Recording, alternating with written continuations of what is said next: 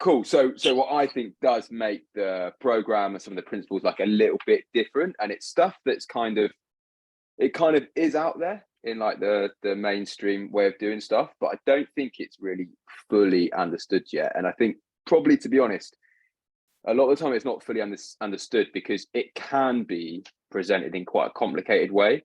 I think when people, especially like PTs and stuff, are going through learning about the anatomy, it's presented at like the base level, which is right, and everything gets taught kind of in a very individualistic way. So it's like, hey, this is your bicep, it starts here and it finishes here, it does that, which is cool as a starting point, because obviously everyone, we have to start somewhere with something, but then it's not even kind of like suggested that there might be a bit of a bigger picture. And I think what ends up happening then is things get treated and managed like in real isolation, as opposed to looking at the bigger picture and then sort of training that bigger picture to kind of like do its whole thing. So what I'm going to do is I'm going to screen share a little diddler that I've had together. So if I share this, and then I'll bring this up, and I'm going to make this big. Cool. Can people see this? Yep. Yeah, wicked. Cool. Right. Hopefully this works. So like I said, so most programs do end up missing this out, even though like it really is a pretty fundamental part of being able to move well. And the knock-on effect of that is it's sort of poorly understood, but then it's also kind of poorly taught. Obviously, if it's poorly taught at that higher level, when it's coming down to people, like me, who then trying to push this out, it can be misinterpreted. So this is why I've sort of delved into this a little bit more to flesh out that picture. So I guess like what is it fundamentally is the ability to be able to look at the body in a much bigger picture and recognizing that we aren't made up sort of as an individual component, and that different bits affect different bits of the system. And this pretty much comes down to what's known as your fascia. So it's just the wrap of the muscle. And every single bit of fascia is connected to every single other bit of fascia in the body. So there is a link between like your big toe on your left foot to your little finger on your right arm. And that runs all the way up in a bit of a spiral, like round the leg, across the back and into the other arm. And it can create a lot of like elasticity to your movement and create a lot of fluidity. But as always, we come down to this sort of, like use it or lose it approach. And when we overtrain in isolation, so overtrain muscles in isolation and don't do any of the other work to try and sort of wake up this sling system, we end up losing that ability. And people have probably seen, and this is a great example of stuff being misinterpreted and not used well. If anyone's seen in the gym, they're like weighted tubes, and they're called like Viper tubes, VIPR, I think. Now they were actually a bit of kit that were designed probably 15 years ago as a means of training this sling system. But 9 times out of 10, when you see someone using that piece of equipment, they will not be using it in that way. They'll just be using it to replace a barbell, like do some shoulder press, do some squats or whatever. And on its own, there's nothing wrong with that. But we're still missing out this like big link, which gives this smoothness of movement. It gives this real efficiency to what you're doing. So when the fascia moves nicely, it stretches and comes back together, stretches and contracts, and it kind of like stores and releases energy, and it's this really nice sort of bit of elasticity. So we've got 3 slings essentially: the anterior oblique sling, posterior oblique sling. We got 4 slings. Sorry, the deep longitudinal sling and the lateral sling. So the anterior oblique sling is this nice little blue line. So this is running from pretty much, this picture doesn't show it too well, to be honest. This really kind of comes from your arm here.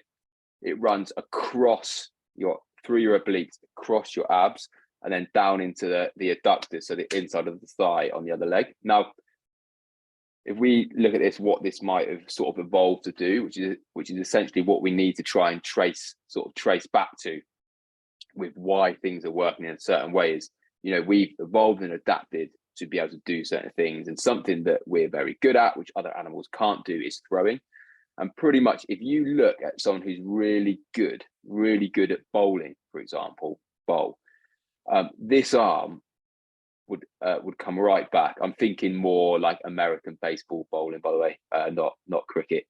And if you watch this arm, it will come right back, and it will almost hyperextend at the elbow, and it will also like twist right round. Now that twisting, what's happening there is they're winding up this sling, because like I say, every single bit of fascia is connected. So as you come back and twist to roll, you're tensioning. That's like this big elastic band which is attached here, runs all the way through here, just getting stretched and stretched and stretched and stretched, and it's storing all this energy, and then you're snapping it and throwing it as quickly as you can. So, I mean, obviously this sling does other stuff as well, like generally when we're moving around, but a big thing we're looking at throwing here, and that's what it's evolved to do. And these slings want to get used to keep everything slinging, right, as it's meant to. They need to be used. Next one, and this is probably like the one really that will make the biggest difference to your day-to-day life in terms of performance, is the posterior oblique sling. So anterior means front, posterior means back. Now this is pretty much the exact opposite of the anterior sling. So here we're running from the sort of like back of the arm through the lat muscle, so through this big lat muscle, and into the glute, and then kind of into the hamstring a little bit. And now what happens here is, if this is all about running and jumping as well to an extent, but really if we think here about running, so the left arm would come forward at the same time the right knee would come up, and it's what we can see again here is this big sort of stretch to the fascia. Now I think where this can become quite applicable, and again, if you watch someone like Usain Bolt run, is really fascinating to watch him run when you know about this, because you can see these working. Now, if you look at sprinters and runners, people would say we need to be as efficient as possible. There shouldn't be any side-to-side movement. Everything should be completely forwards. Now, that's kind of true to an extent, but if we have a small amount of sideways movement, then we're going to be putting and a small amount of rotation, especially, so rotation from sort of like the hips and the core. We end up putting a much bigger stretch again on that sling system, which puts more energy into it, which can then get returned as free energy, or stored kinetic energy, if we're going to be more geeky about it. Rachel, I know you love geeky stuff, so did that just for you.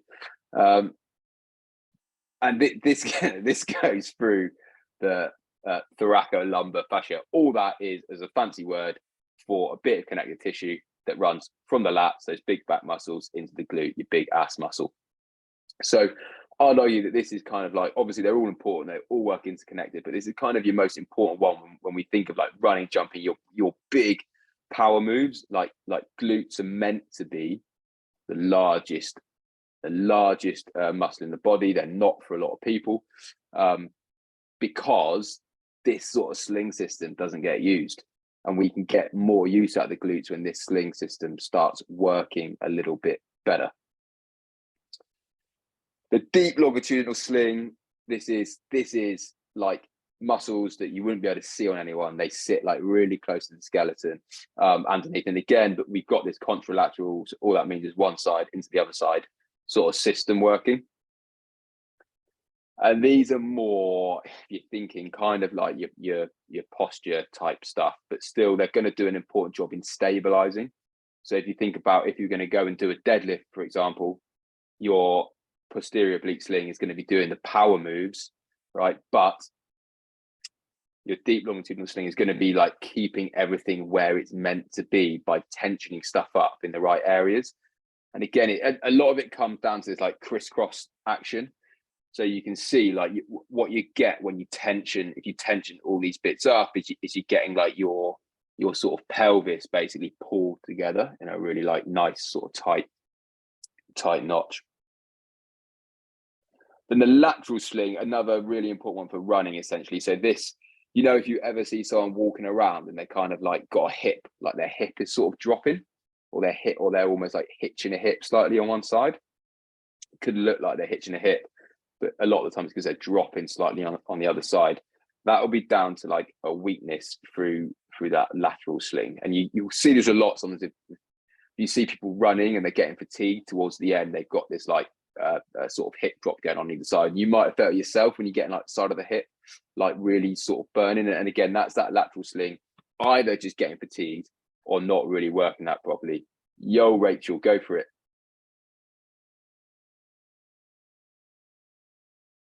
Oh, sorry. I don't. I think I just pressed the button by accident. All right, no worries. Sorry. No, that's cool. Right, ta-da. So, like, what all this means basically is like these, like I said, like these things have evolved for a reason to allow us to be good at stuff.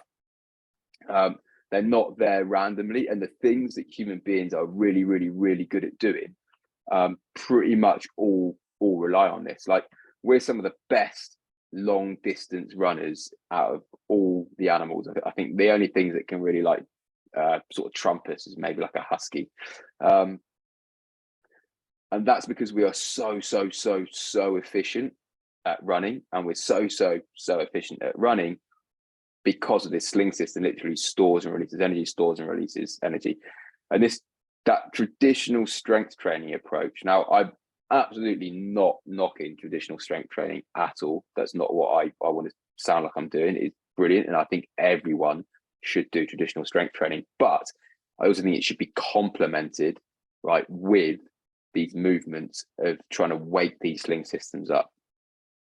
In terms of injury prevention and good quality movement, it's pretty much the go-to.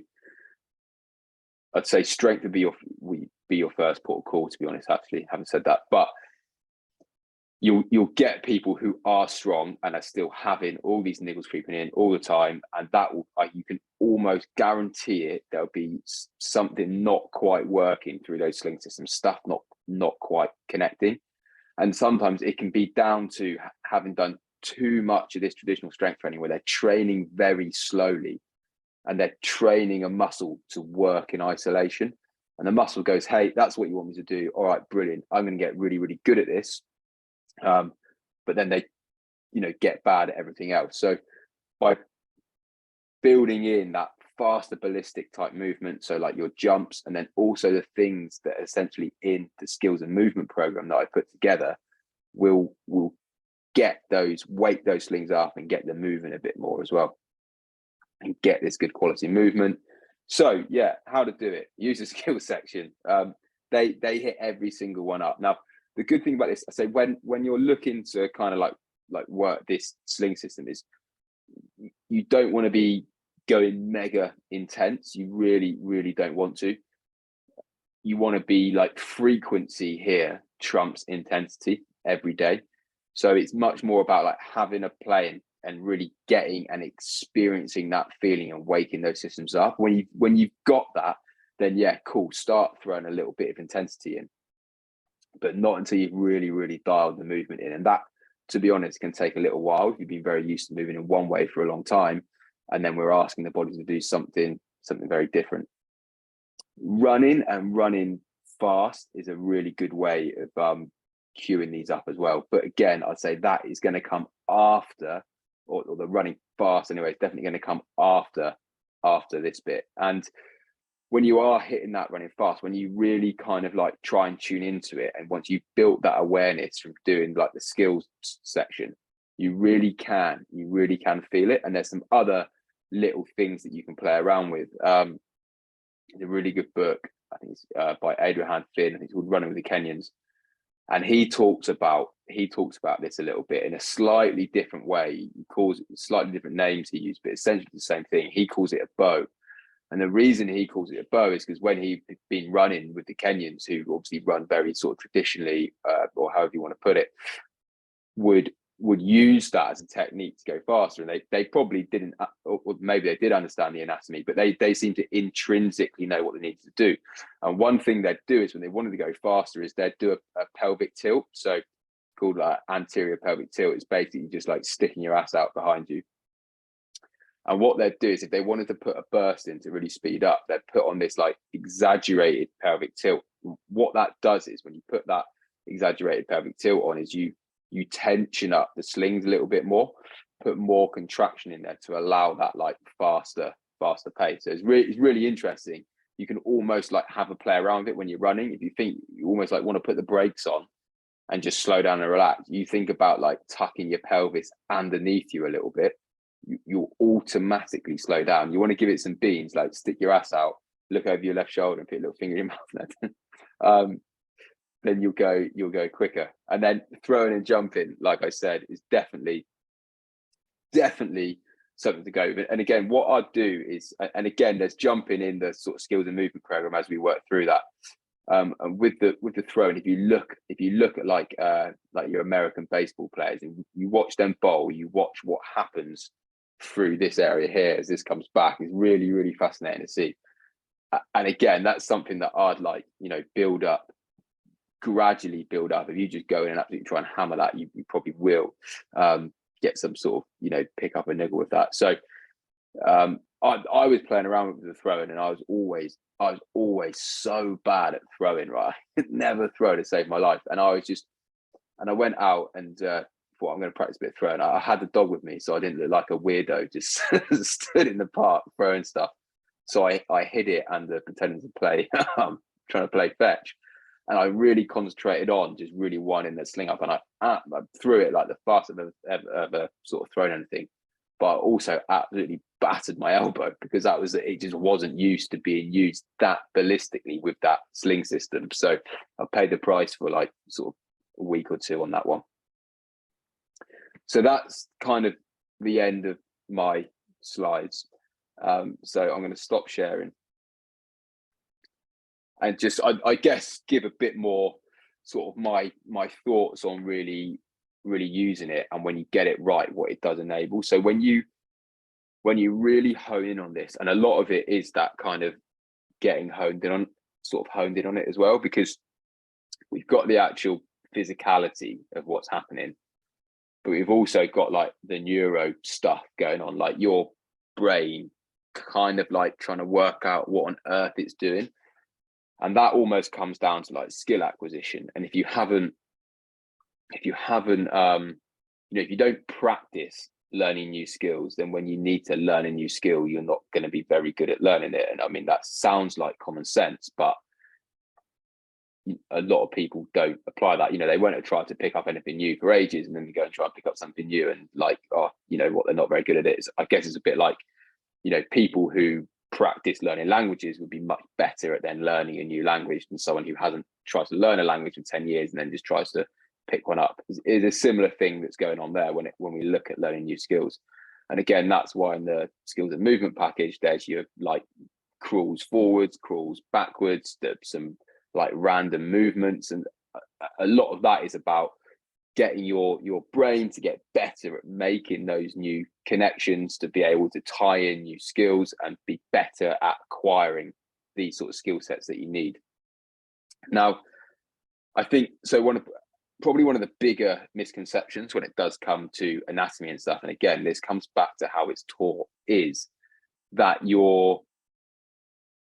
everyone's taught that the skeleton supports your muscles, and when we look at a picture of a skeleton or a figure of a skeleton, it's like, yeah, that makes sense because that stood there and all the muscles are hanging off it. But it's not really how it works, because when you think about it a little bit more, it makes a bit more sense. Because if you look at a skeleton that is in an actual person, right, none of those bones are touching each other. So there's not empty space, got fluid and stuff in there, but there's space between our joints. Now, if the skeleton was just there to purely have stuff hung off, then you'd be bone on bone. And what's actually happening here is the fascia is creating like this web of tension essentially, and it's pulling everything like apart. and that's called biotensegrity. I think tensegrity was a term that was coined in like the 70s or the 80s. Colette, you'll probably know this more than me, but I know you're actually working out at the moment, so don't worry about that. But I'm pretty sure it was an architect who coined the term when building a suspension bridge or something like that, and then some like phys person just came along and stuck bio at the start of it and be like, yeah, it's a new thing, tensegrity.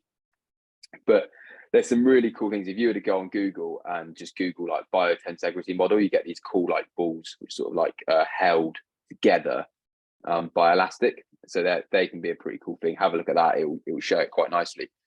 Now, again, if that like tensegrity is not as strong as it should be because we've not used it and we've almost trained it out of us, that force of literally pulling our body apart to give that good posture, to bring us up tall, to keep our joint spaces open, to keep stuff where they want to be, well, then that all starts collapsing. We literally just start like, collapsing ourselves. And that's where we get like the niggles, the aches, the pains.